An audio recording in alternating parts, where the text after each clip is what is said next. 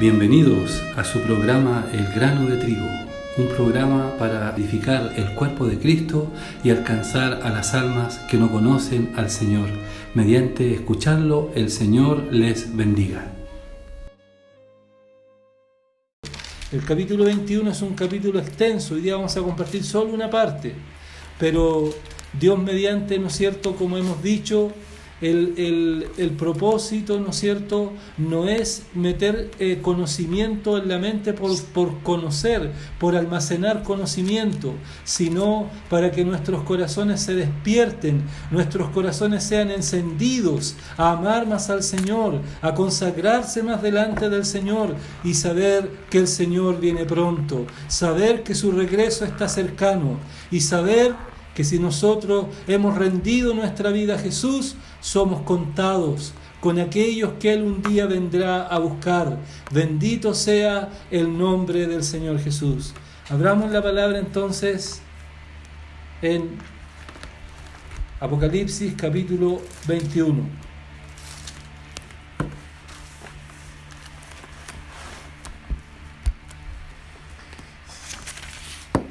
Apocalipsis capítulo 21.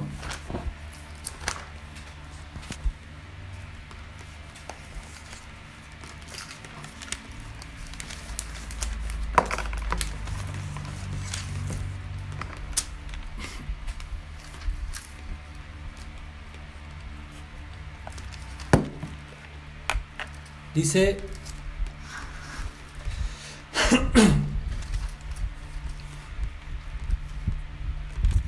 vi un cielo nuevo y una tierra nueva, porque el primer cielo y la primera tierra pasaron, y el mar ya no existía más.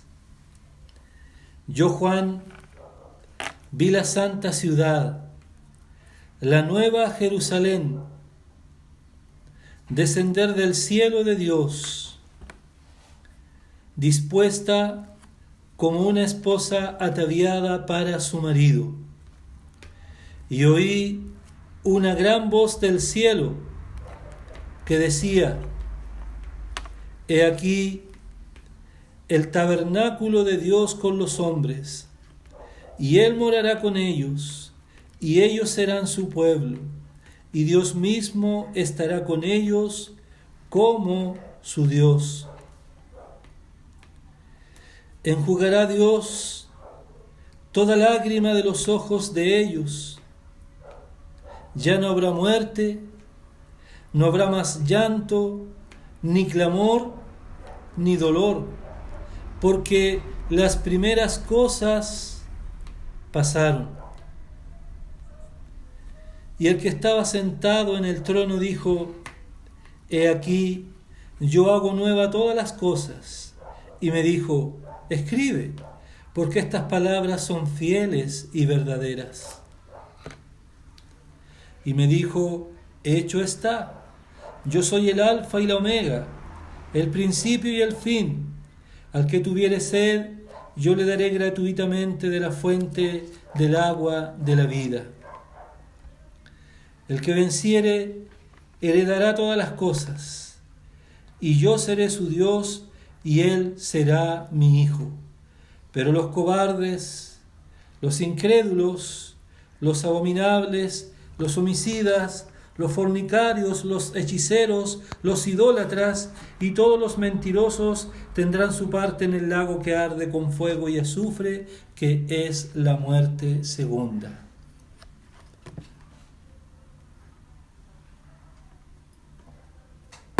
Amén.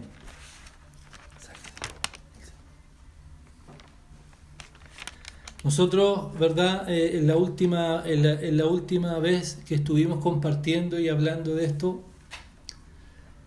nos dábamos cuenta, ¿no es cierto?, de que en este reino que nosotros decíamos que es un reino, el reino milenial, es un reino literal. Decíamos, ¿verdad?, que las condiciones para que este reino sea establecido aquí en la tierra, que es el reino del Mesías, que es el reino de Jesús como el Hijo de Dios, ¿verdad?, el verdadero, el que tiene el Rey de Reyes y Señor de Señores. Habíamos dicho que después que terminara la gran tribulación, después que los juicios de Dios habrían ¿no es cierto?, de caer en la tierra, y después de esa gran batalla que el Señor vendría desde los cielos. El Señor vendría desde los cielos ¿verdad?, con poder y majestad. Y vemos, ¿no es cierto?, que Satanás es atado por 1000 años. Pero antes de ese evento, ¿verdad?, antes de que comience la tribulación, nosotros hemos entendido por la palabra de Dios de que la iglesia, ¿verdad?, entendiendo que la iglesia no es el cemento, no son las tablas, no es una catedral ni es un templo. La iglesia son almas de hombres y mujeres que le hemos creído al Señor. Nosotros somos parte de la iglesia y entendemos, por lo que el Señor dijo, que Él al venir habría de venir a buscar a la iglesia antes de que comenzaran los juicios de la tribulación y de la gran tribulación. Y finalmente, al final de la gran tribulación, nosotros nos damos cuenta que Satanás es atado por 1000 años y el remanente piadoso de Israel es redimido para entrar al reino milenial con las naciones que hayan mostrado un temor a Dios. Pues bien, en esas 3 condiciones nos encontramos nosotros ahora al término del reino milenial. Y al término del reino milenial dice que, ¿verdad?, Satanás finalmente, después de un tiempo que sea soltado, será arrojado finalmente al lago de fuego que arde por la eternidad. Es el lugar que Dios tiene preparado, ¿no es cierto? Y también veíamos el gran juicio del trono blanco. Este gran juicio del trono blanco no se refiere a los creyentes, no se refiere a las almas de los santos y de los redimidos, porque ellos ya anteriormente hay una sangre que pagó por todos los creyentes. Por lo tanto, este gran juicio final, que es el gran juicio del gran trono blanco, dice que estarán en pie los grandes y pequeños, dice, los reyes, los que tuvieron poder, ¿no es cierto? Todos ellos estarán de pie. Dice que el mar expulsará a sus muertos y el Hades entregará a sus muertos y las almas de ellos, y todos estarán de pie frente al tribunal de Jesucristo, el cual juzgará, y cada uno de ellos será juzgado. Se les mostrará a cada uno de ellos la vida, toda su vida que tuvieron. Pueden ser 15, 20, 30, 50, 60, 70, 100 años, lo que cada persona haya vivido. En ese gran juicio del gran trono blanco están las almas de todos los que partieron de este mundo sin creer en Cristo. En ese gran juicio del gran trono blanco, ellos estarán en pie frente al Cordero, no para salvación, sino para rendir cuenta de lo que hicieron en su vida. Y finalmente dice que ellos tendrán que reconocer que Jesús es el Señor. El Señor les mostrará todas sus maldades, todos los pecados. El Señor les mostrará todas las veces que despreciaron el mensaje de salvación. El Señor les mostrará todas las veces que le habló a ellos. Porque Dios es justo y Dios es fiel. Ningún hombre ni ninguna mujer se ha ido de este mundo sin tener la oportunidad de oír alguna vez el Evangelio de salvación, independiente a que si ha obedecido o no. Vuelvo a repetir, en el gran juicio del gran trono blanco estarán de pie las almas de todos los hombres y de todas las mujeres que despreciaron el mensaje de salvación, que despreciaron al Señor, que despreciaron el amor y la misericordia de Dios. Ellos estarán en pie para ser juzgados, se les mostrará su vida, reconocerán que Jesús es el Señor y finalmente ellos irán a eterna perdición. Irán a eterna perdición. Qué grande es esto. Dios estará allí como un juez insobornable. Bendito sea el Señor que ha tenido misericordia con sus redimidos. Bendito sea el Señor que hemos podido abrir nuestro corazón al Señor, a su palabra, y ser librados de aquel gran día de la ira de Dios y de aquel gran día de juicio que vendrá sobre este mundo. Dice, vivo yo, dijo Jesús, vivo yo, dice el Señor, que ante mí se doblará toda rodilla y toda lengua confesará que Jesucristo es el Señor de los que están en el cielo, en la tierra y debajo de la tierra. Pues bien, nosotros en lo que acabamos de leer aquí, ¿no es cierto?, el verso, ¿verdad?, capítulo 21, verso 1, vi, dice, un cielo nuevo y una tierra nueva, porque el primer cielo y la primera tierra pasaron y el mar ya no existía más. El Señor, ¿verdad?, Él manifestó que Él habría de, ¿no es cierto?, de hacer cielos nuevos y tierra nueva, dice, donde mora la justicia. Pues bien, nosotros vamos a ver una referencia de la Escritura en segunda de Pedro, capítulo 3.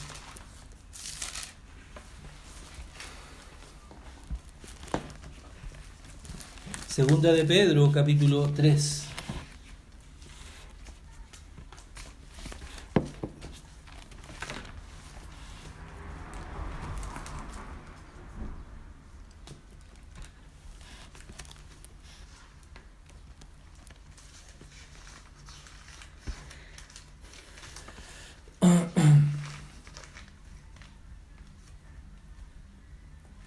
Dice, verso 1.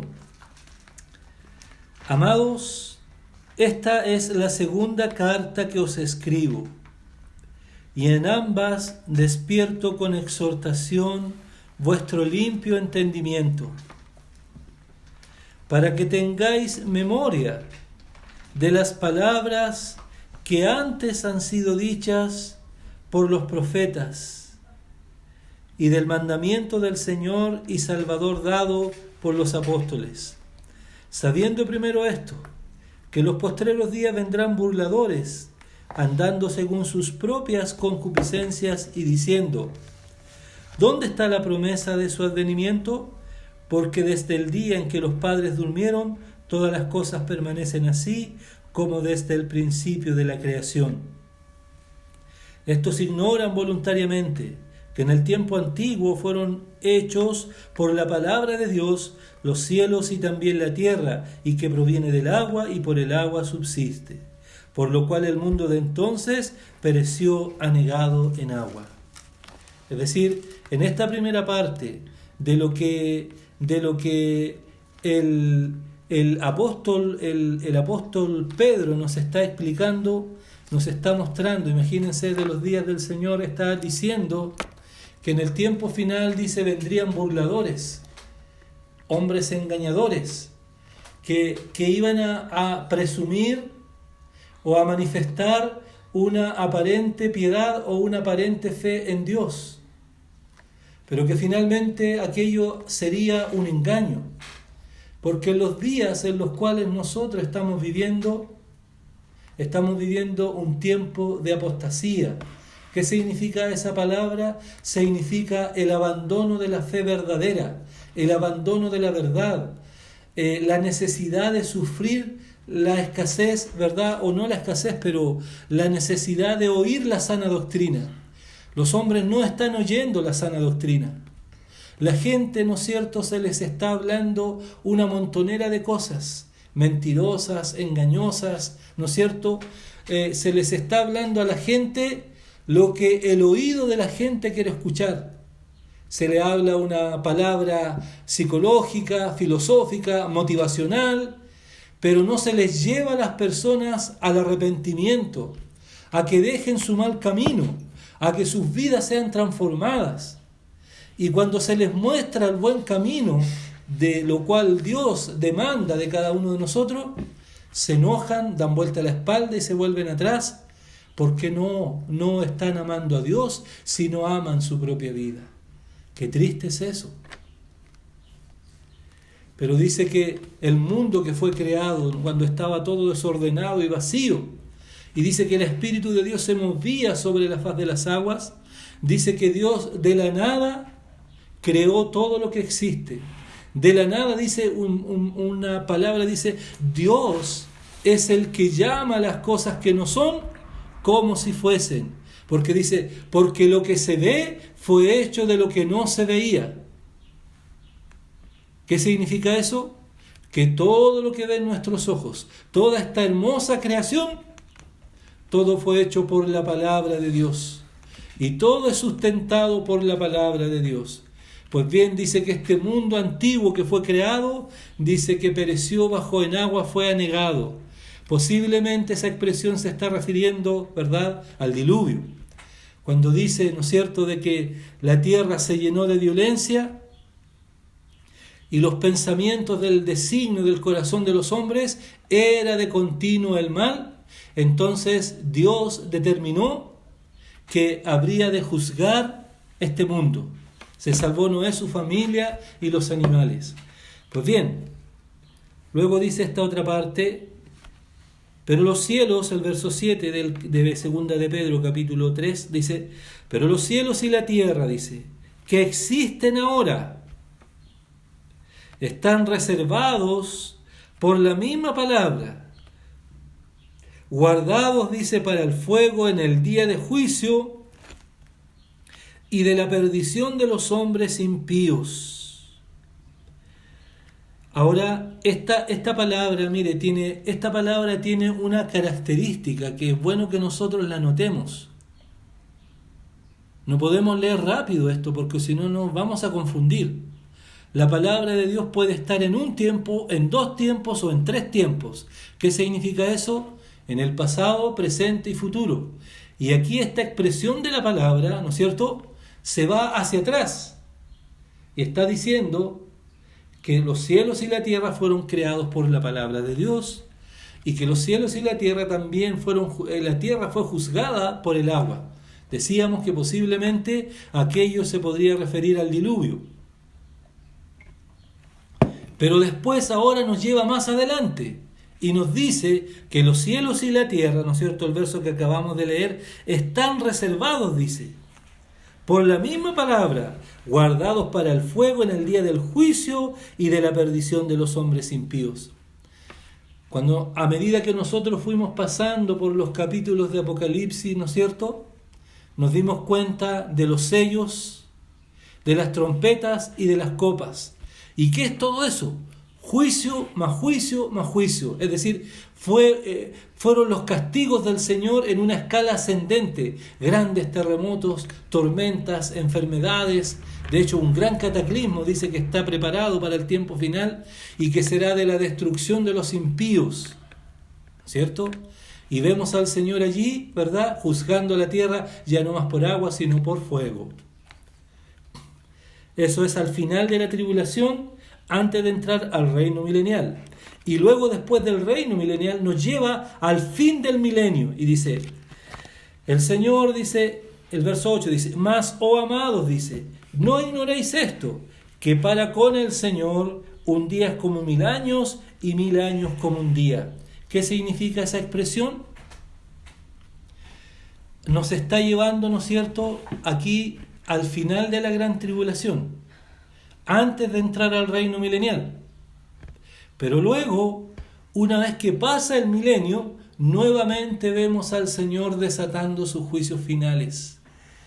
¿Y sus juicios finales de qué manera? Lanzando al maligno al lago de fuego, ¿verdad?, después del juicio del gran trono blanco y de la destrucción de todos los cielos y la tierra, como lo que vemos hoy. Todo lo que vemos hoy ya no será más. Todo lo que vemos hoy dejará de ser, porque está reservado bajo el juicio de Dios. Por eso nos lleva al final de la gran tribulación, antes del milenio, y después nos lleva al final del milenio. ¿Y por qué es esto así? Dice que para el Señor 1000 años son como un día, y un día son como 1000 años. ¿Qué significa eso? Que el Señor es eterno, que el Señor es increado. Él no tiene principio de días ni de fin. Él siempre ha existido y siempre estará. El tiempo es un factor que corre aquí en la tierra a nosotros. Pero en la eternidad no existe el tiempo. Dios es eterno. Gloria a su nombre. Dice El 9. El Señor no retarda su promesa, según algunos la tienen por tardanza, sino que es paciente para con nosotros, no queriendo que ninguno perezca, sino que todos procedan al arrepentimiento. ¿Qué está manifestando? ¿Verdad? Dicen, ¿verdad?, los que no aman a Dios, los soberbios, los rebeldes. Yo desde pequeño vengo escuchando que va a venir el Señor, que va a venir y que nunca viene. Y dicen, no, esas son mentiras, esas son fantasías, esas son historias, son fábulas, son cuentos. Para ellos es así, pero para nosotros que hemos creído, la palabra dice que Dios es paciente. ¿Por qué aún Él no ha venido? Él tiene una agenda, Él tiene un tiempo, y ese tiempo no es el nuestro. ¿Por qué aún no ha venido? Porque Él está esperando aún, aunque la puerta ya se está cerrando, pero aún Él espera que aquellos que no se han arrepentido puedan volverse al Señor de todo corazón. El 10. Pero el día del Señor vendrá como ladrón en la noche, dice, en el cual los cielos pasarán con grande estruendo, dice, y los elementos ardiendo serán deshechos, y la tierra y las obras que en ella hay serán quemadas. Puesto que todas estas cosas han de ser deshechas, nótese, puesto que todas estas cosas han de ser deshechas. Es como para considerar este texto, es como para detenerse y meditar. Meditar que la vida del hombre es tan breve, es tan pequeña. La vida del hombre, ¿no es cierto?, es tan corta. Y el hombre, tanto afán, tanta ansiedad, tanta fatiga, tanto desvelo, tanto amor a lo material, tanto amor a su propia vida, a su profesión, a sus bienes materiales. Y finalmente todo va a pasar. No estoy diciendo, por favor, que no se malentienda. No estoy diciendo que es malo tener algún bien. Claro que no. Eso nos ayuda a vivir en este mundo. Pero eso no es la razón de nuestra vida. La razón de nuestra vida tiene que ser Dios. Bendito sea su nombre.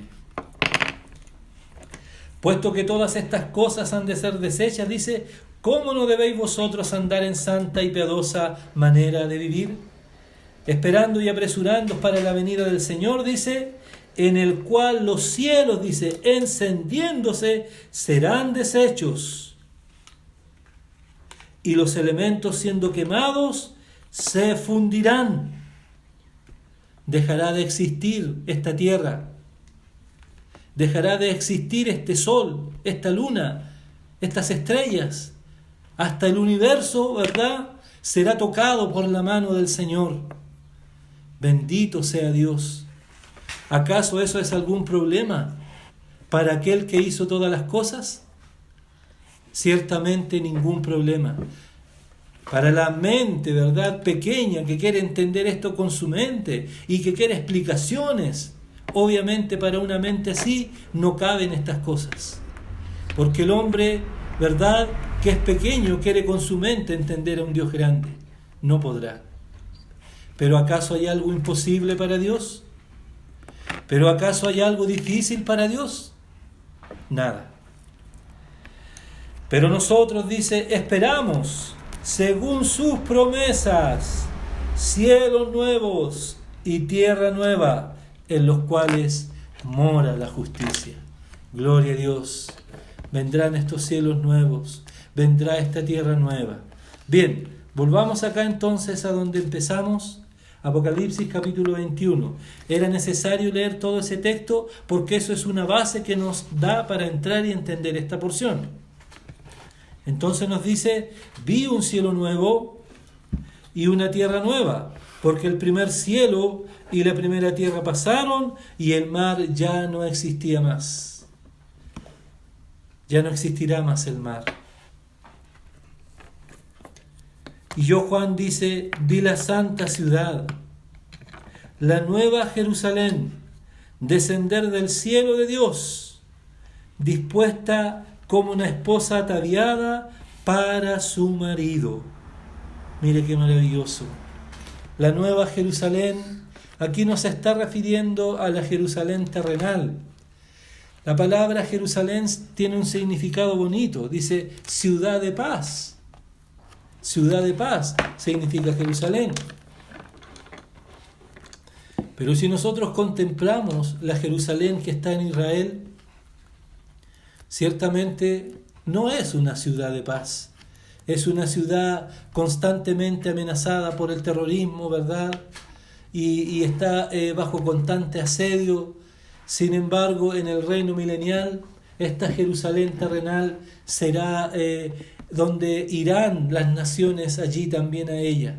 Pero aquí en el tiempo final, aquí estamos en el tiempo final, en la consumación de todas las cosas, dice que la Jerusalén celestial, esta es la nueva Jerusalén, esta es la Jerusalén celestial, esta es la que tiene preparada a Dios.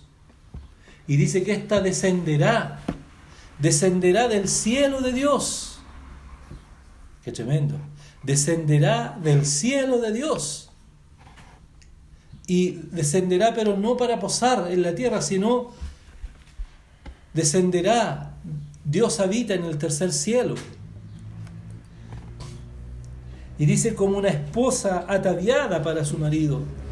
Efesios 5 dice que Cristo, ¿verdad?, amó a la iglesia y se entregó a sí mismo por ella, dice, para presentársela, Efesios 5:25 dice, para presentársela una iglesia gloriosa, que no tuviese mancha ni arruga. Todas las novias cuando se casan se ven bonitas, aunque después ya no se ven más bonitas. Pero todas las novias que se casan se ven bonitas. Pero la iglesia, ¿no es cierto?, que ha sido todo este tiempo, está siendo preparada, ¿no es cierto?, finalmente dice que allá habitará en la nueva Jerusalén con el Cordero por la eternidad. Gloria a Dios. Dice el verso 3, y oí una gran voz del cielo que decía, he aquí el tabernáculo de Dios con los hombres, y Él morará con ellos, y ellos serán su pueblo, y Dios mismo estará con ellos como su Dios. Esta palabra tabernáculo, ¿no es cierto?, nos habla también, veamos el Evangelio de Juan, capítulo 1.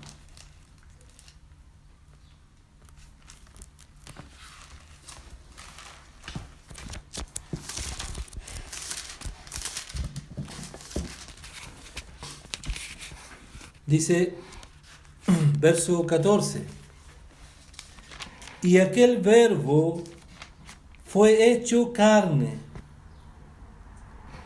y habitó entre nosotros, y vimos su gloria, gloria como del unigénito del Padre, lleno de gracia y de verdad. ¿No es cierto? ¿A qué se está refiriendo aquí? A esta palabra que se hizo hombre, que se hizo carne. Es decir, cuando Jesús vino a esta tierra como hombre, Él era el propio Dios, manifestando la gracia y el amor de Dios y manifestando la verdad para sacar a los hombres de la mentira. Es decir, Jesucristo vino a buscar y a salvar lo que se había perdido. Y acá, ¿no es cierto?, nosotros tenemos, dice, ¿verdad?, el verso 3 dice, he aquí, dice, el tabernáculo de Dios con los hombres.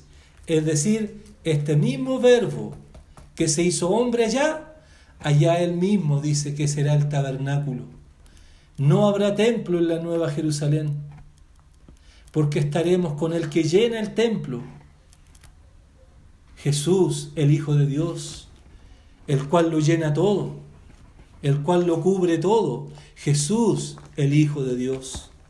Y dice que Él morará con ellos, y Él será su Dios, y ellos serán su pueblo. Es decir, la iglesia de Dios, vuelvo a decirlo, la iglesia no es un edificio material, no es una construcción, la iglesia no es una organización, la iglesia no es una denominación.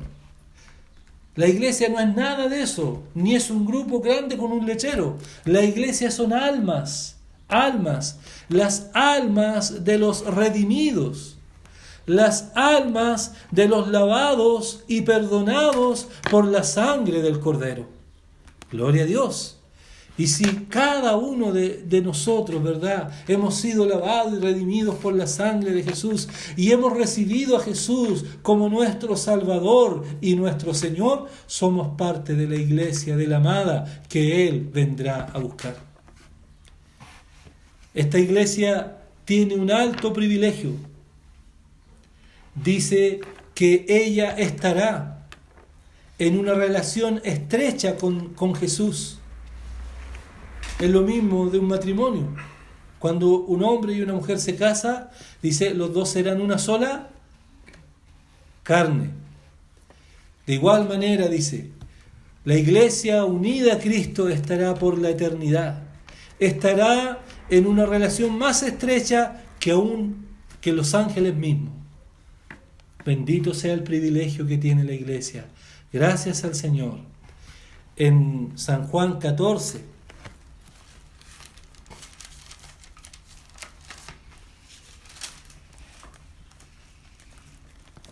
San Juan 14,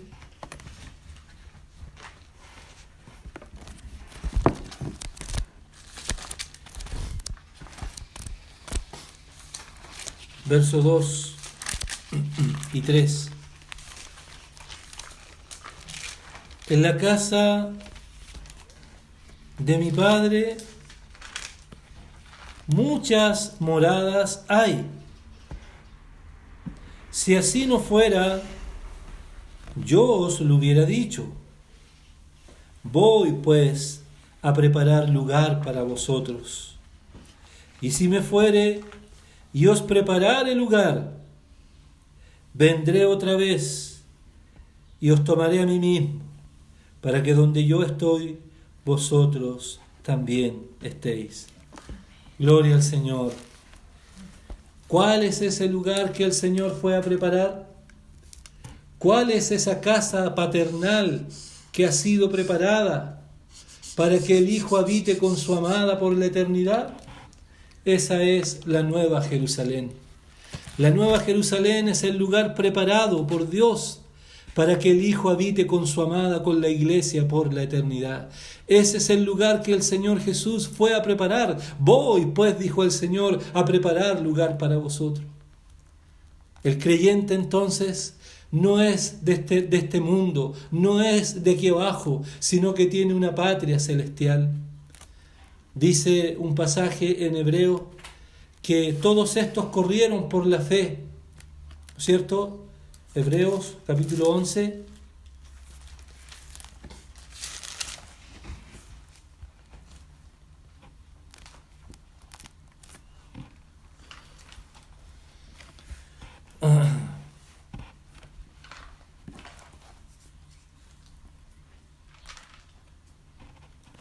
Dice,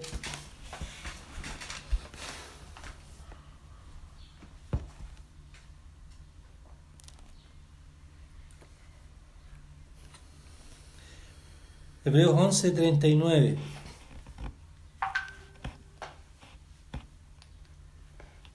Dice, y todos estos, aunque alcanzaron buen testimonio mediante la fe, no recibieron lo prometido,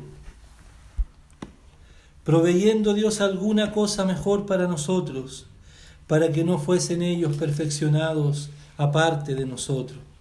Es decir, todos estos santos de la antigüedad que ya corrieron su carrera, todos estos santos, ¿no es cierto?, ellos corrieron, pero ellos corrieron no mirando aquí este mundo, sino mirando que ellos tenían una patria celestial. Había una patria celestial y ellos la miraron desde lejos, miraron esa patria, ¿verdad? Y hacia allá ellos proyectaron sus corazones a esa patria celestial. Lo hizo Moisés, lo hizo Abraham, lo hizo David, y sin lugar a dudas estaremos con ellos por la eternidad. Gloria al nombre del Señor. Después El verso 4 dice: enjugará Dios toda lágrima de los ojos de ellos. No habrá muerte, no habrá llanto, no habrá clamor ni dolor, porque las primeras cosas pasaron. Lágrima, muerte, llanto, clamor ni dolor. Ninguna de esas cosas habitará en esta ciudad santa, en esta ciudad celestial. Aquí abajo nosotros vemos, ¿no es cierto? Vemos a muchos hombres famosos, artistas, políticos, gente de mucho dinero, que presumen de tener una vida feliz, que presumen de tener una vida exitosa, y que pareciera que todo les brilla a ellos y que todo va bien. Sin embargo, cuando uno comienza a conocerlos, se da cuenta que detrás de eso hay angustia, hay llanto, hay dolor, hay frustración, hay muerte, hijos que están metidos en la droga, matrimonios destruidos, enfermedades tremendas, ¿verdad? Porque el dinero no es la solución en la vida del hombre. Pero vemos que en aquella ciudad, en aquella santa ciudad, no habrá nada de esto. Y no es que el Señor allí va a estar con un paño secando las lágrimas, no. Porque todos los que seremos presentados para estar allá, estaremos llenos de gozo y de alegría. Porque el gozo más grande es estar con Él. El gozo más grande es verlo a Él y estar con Él por la eternidad.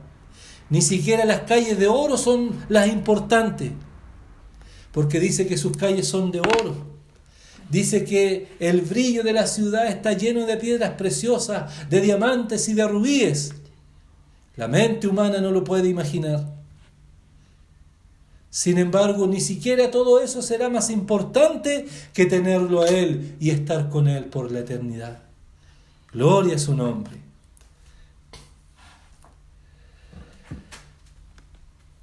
En Primera de Juan capítulo 3,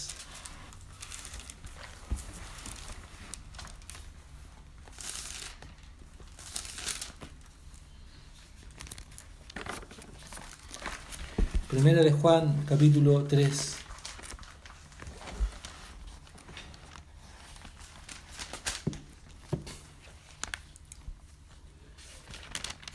verso 1 dice: mirad cuál amor nos ha dado el Padre, para que seamos llamados hijos de Dios. Por esto el mundo no nos conoce, porque no le conoció a Él. Amados, ahora somos hijos de Dios, y aún no se ha manifestado lo que hemos de ser.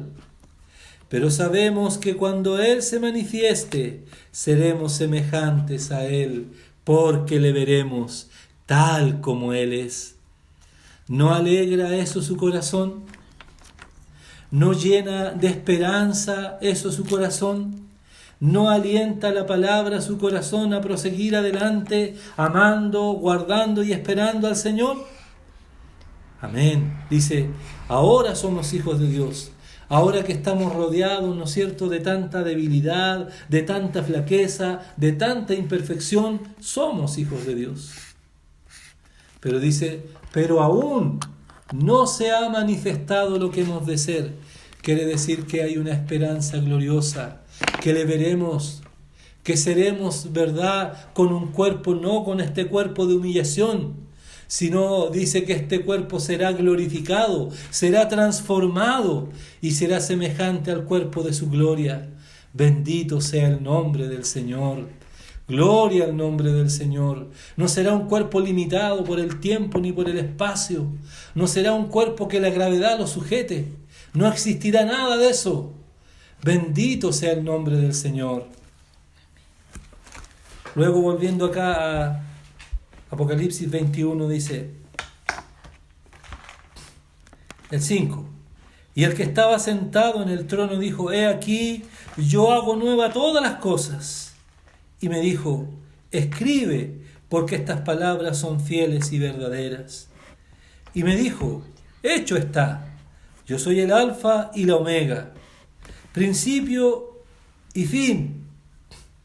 Al que tuviere sed, yo le daré gratuitamente de la fuente del agua de la vida. ¿Cuál es el problema que el Señor diga, yo soy el Alfa y la Omega? ¿Cuál es el problema? ¿Qué significa que Él sea el Alfa y la Omega? No solamente que es primero y último, sino significa que Él es el principio de todo, que en Él comenzaron todas las cosas y que en Él también terminarán todas las cosas, en Él, en Cristo. ¿Qué significa eso? Antes de que fuesen creadas todas las cosas, antes de que fuesen formadas todas las cosas, cuando no existía el tiempo ni el espacio, cuando no existía nada de eso, allá en la eternidad, ¿cierto? Dice que todas las cosas fueron creadas. Veamos Apocalipsis, Hebreos capítulo 1.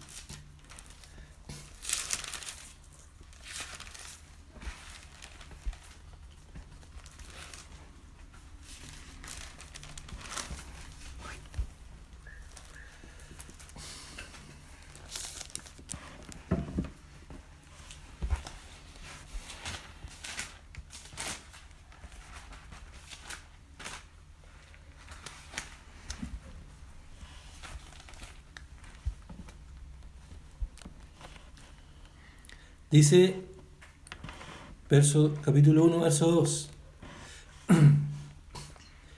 En estos postreros días, Dios ha hablado por el Hijo, a quien constituyó heredero de todo y por quien asimismo hizo el universo. ¿Qué nos damos cuenta en este verso? Que la razón de ser de todo este universo y de toda esta creación fue el Hijo, fue Jesús. Y por el Hijo se hicieron todas las cosas.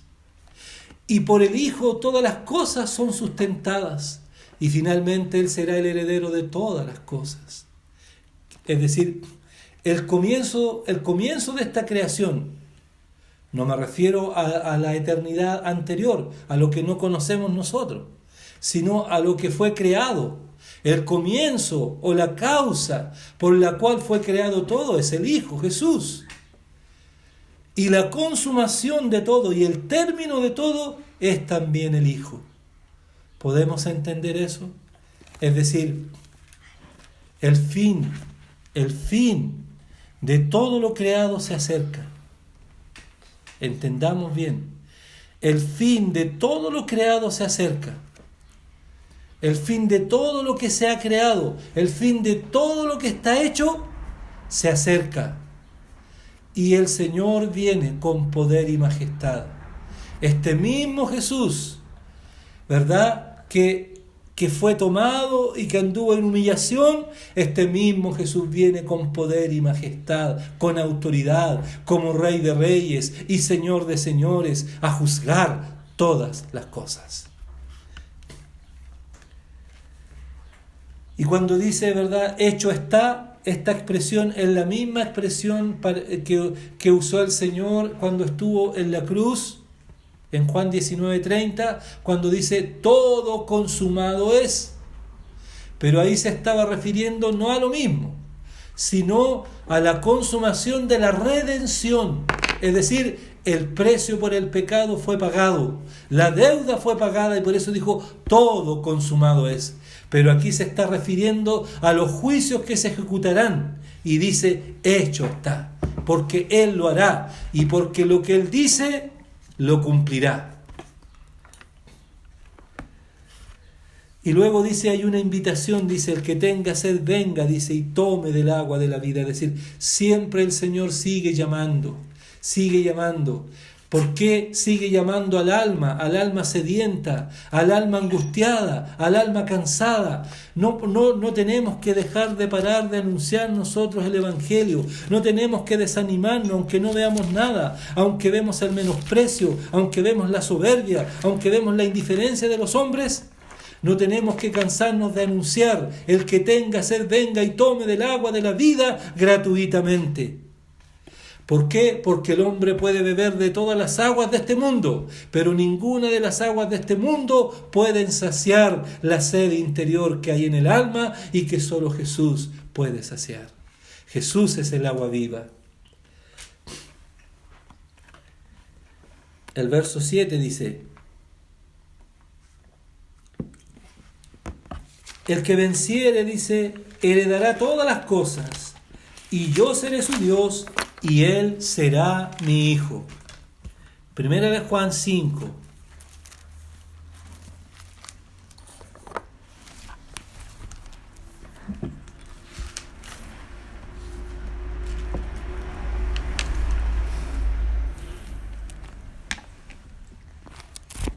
Del 1 al 5. Todo aquel que cree que Jesús es el Cristo, es nacido de Dios. Y todo aquel que ama al que engendró, ama también al que ha sido engendrado por él. En esto conocemos que amamos a los hijos de Dios, cuando amamos a Dios y guardamos sus mandamientos. Pues este es el amor a Dios, que guardemos sus mandamientos, y estos no son gravosos, porque todo lo que es nacido de Dios vence al mundo, y esta es la victoria que ha vencido al mundo, nuestra fe. ¿Quién es el que vence al mundo? Sino el que cree que Jesús es el Hijo de Dios. Dice acá, ¿no es cierto? El que venciere heredará todas las cosas, y yo seré su Dios, y él será mi hijo. No hay una verdad más grande en todo el universo que el creador y el hacedor y el sustentador de todas las cosas sea nuestro Dios y nosotros seamos sus hijos. Y allí, en la Nueva Jerusalén, gozaremos cara a cara de sus cuidados y de su amor por la eternidad.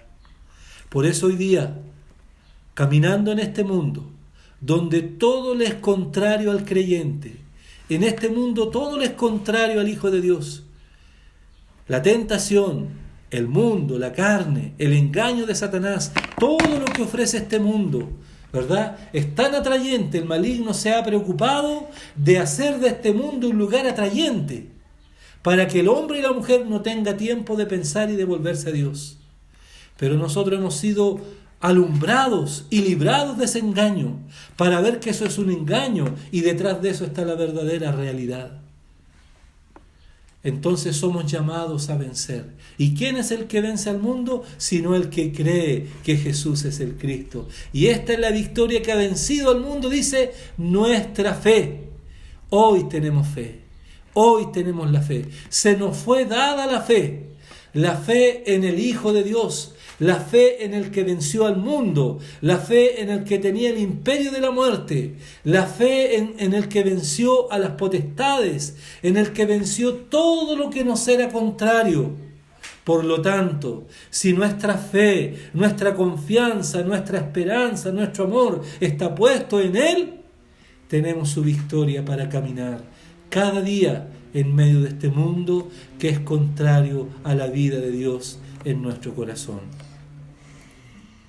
Y finalmente, el verso 8 dice: pero los cobardes, dice, pero los cobardes e incrédulos, los abominables, homicidas, los fornicarios, hechiceros, idólatras y todos los mentirosos, dice, tendrán su parte en el lago que arde con fuego y azufre, que es la muerte segunda. ¿Qué es un cobarde?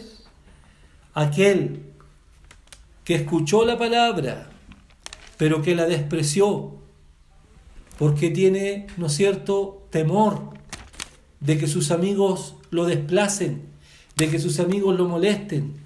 Tiene cobardía de no hablar y testificar de Cristo, sino que se calla. Es un cobarde que será vomitado y desechado por el Señor.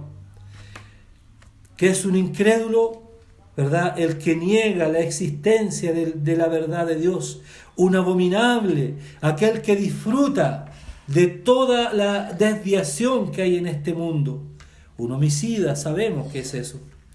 Un fornicario, también sabemos.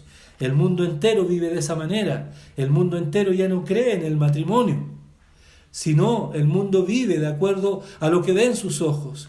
Tú me gustaste, yo quiero vivir contigo. Me dejaste de gustar, quiero vivir con otro. Así vive este mundo. Este mundo vive una apariencia. Luego dice, los hechiceros, ¿verdad? Los que consultan al horóscopo, a las cartas, a la astrología, los que se ven la suerte, los que gustan de jugar a todos estos juegos de azar, etc. Toda esta mentira, ¿verdad? Todo este engaño. Los idólatras. Hemos dicho que la idolatría de este tiempo no es como la idolatría de antes, que adoraban una piedra. Hoy día la idolatría es más engañosa.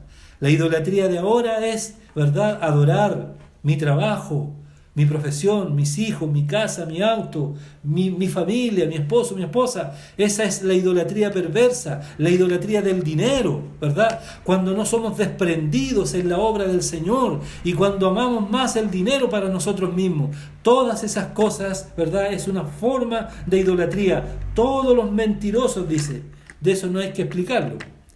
Tendrán su parte, dice, en el lago que arde con fuego y azufre. Este no es el infierno. Este es el lago de fuego. El infierno dejará de existir, pero el lago de fuego arderá por la eternidad.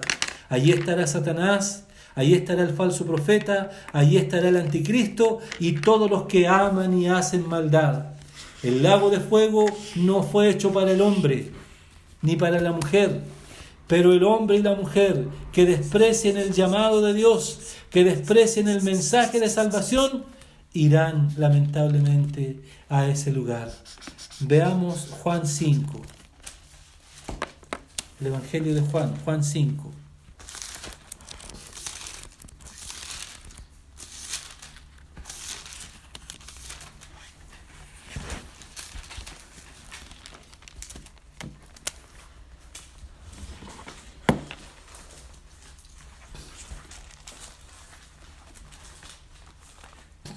Verso 21.